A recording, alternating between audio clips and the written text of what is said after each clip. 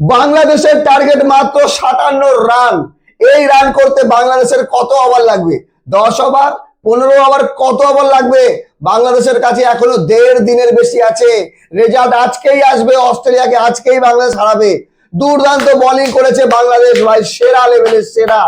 অস্ট্রেলিয়ার মতো বিশ্ব সেরা টেস্ট ক্রিকেটের নাম্বার 1 ব্যাটিং লাইন আপ নিয়ে বাংলাদেশের কাছে হিমশিম খেয়ে যাচ্ছে। প্রথম ইনিংসে হাসান মাহমুদের বল বুঝতে পারেনি, আর দ্বিতীয় ইনিংসে হাসান মাহমুদ তো 3 উইকেট নিয়েছে, কিন্তু দ্বিতীয় ইনিংসের সেরা মেহেদী হাসান মিরাজ।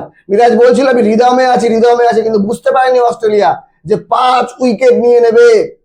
হ্যাঁ, আজকে একজন সেঞ্চুরি করেছে অস্ট্রেলিয়ার, ক্যামেরুন গ্রিন, 104 রান, কিন্তু সেই সেঞ্চুরি কি যথেষ্ট? আমার মনে হয়েছিল যে লিড দিতেই পারবে না অস্ট্রেলিয়া, তাও 300 রানের ভেতরে আউট হয়েছে। 284 রান, আর অস্ট্রেলিয়া প্রথম ইনিংসে করে 198 রান। 2 ইনিংস মিলিয়ে বাংলাদেশ এক ইনিংসে রান করেছে 426, মাত্র 57 রান লাগে। বাংলাদেশের জয় শুধু সময়ের অপেক্ষা, আর এটা ইতিহাস সৃষ্টি হতে যাচ্ছে। তবে যদি বলি, নাজমুল হোসেন শান্ত বাংলাদেশের ক্যাপ্টেন, যেমন প্রথম ইনিংসে ভালো ব্যাটিং করেছে তেমন তার ক্যাপ্টেন্সি।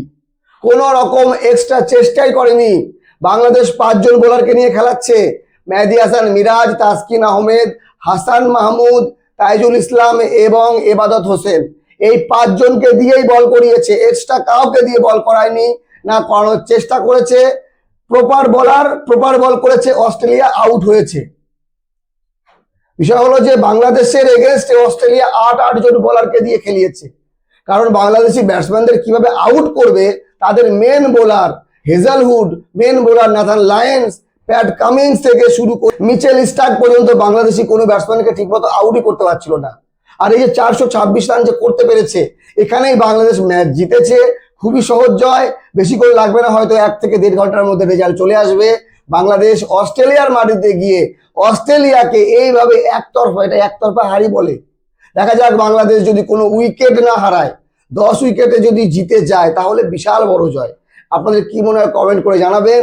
সত্যি টেস্ট ক্রিকেটে বাংলাদেশ থেকে এমনটা আশা করাই যায় না, যেমনটা বাংলাদেশ প্রস্তুতি ম্যাচে হেরেছিল অস্ট্রেলিয়ার কোনো এক দলের কাছে, ক্লাবদের কাছে, কিন্তু সেখানে জাতীয় দলকে এভাবে দুমড়ে মুচড়ে দিয়েছে। অস্ট্রেলিয়া হয়তো এই ব্যথা ভুলতে পারবে না। আর একটা টেস্ট ম্যাচ আছে, বাংলাদেশের প্লেয়ারদের যে কনফিডেন্স, এইরকম থাকলে সেই ম্যাচও হয়তো বাংলাদেশ জিতবে। চলেন ম্যাচ দেখি, আসছি ম্যাচের শেষে। All the best Bangladesh, match জিতছে, এখান থেকে বাংলাদেশের হারের কোনো প্রশ্ন নেই। তবে বাংলাদেশি বোলারদেরকে কিছু বলার নেই, সেই লেভেলের বিশ্বে যত বোলিং লাইন আপ আছে, বাংলাদেশের বোলিং লাইন আপকে অতটা গুরুত্ব দেওয়া হয় না, কারণ বাংলাদেশ ইন্টারন্যাশনাল ক্রিকেটে জাতীয় স্তরে সেই লেভেলে পারফরমেন্স দেয় না, কিন্তু তাদের বোলাররা যে সেরা, সেটা অস্ট্রেলিয়ার মাটিতে গিয়ে তারা প্রমাণ করলো। অস্ট্রেলিয়ার মতো ব্যাটিং লাইন আপ তারা পাত্তা পাচ্ছে না, একতরফাভাবে ম্যাচ জিতে যাচ্ছে বাংলাদেশ। দেখা যাক কি হয়। খুব তাড়াতাড়ি আসছি বাংলাদেশের ম্যাচ জয়ের পর।